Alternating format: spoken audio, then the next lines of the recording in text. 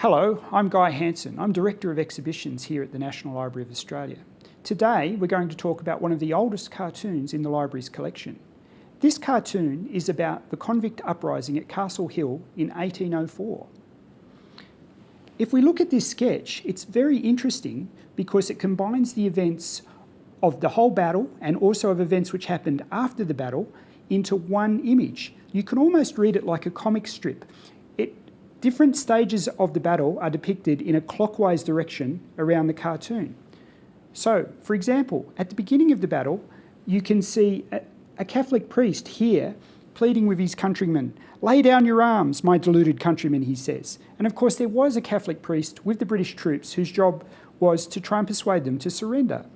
We can also see the major figures of the battle. So you can see Cunningham here, the leader of the rebels. And of course, he's saying the famous slogan, "Death or Liberty."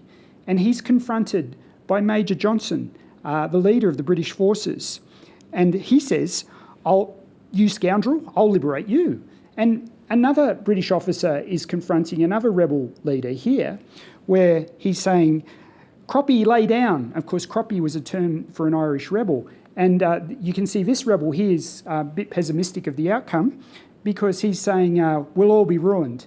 And then, of course, the battle moves on, and you can see later on the rebel leader Cunningham, again depicted in the cartoon, and this time he's being cleaved on the head with a sword.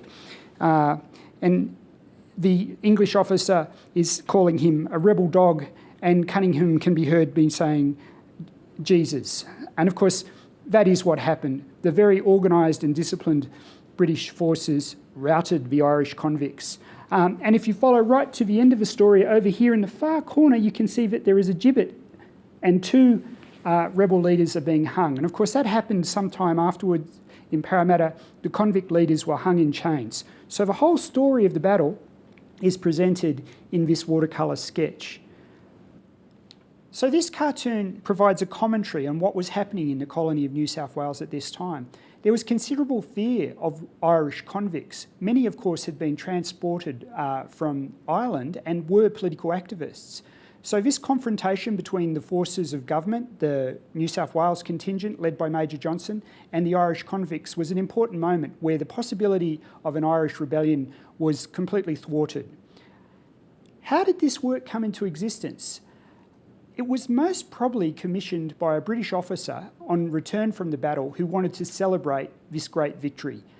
He most probably got one of his talented colleagues to do the watercolour sketch and to depict the major events of the battle. That's why you can see in storytelling fashion certain moments and certain personalities are easily recognisable in the picture. And I think this cartoon is a great illustration of the old adage that the victors get to write history. And in this case, the British defeat the Irish.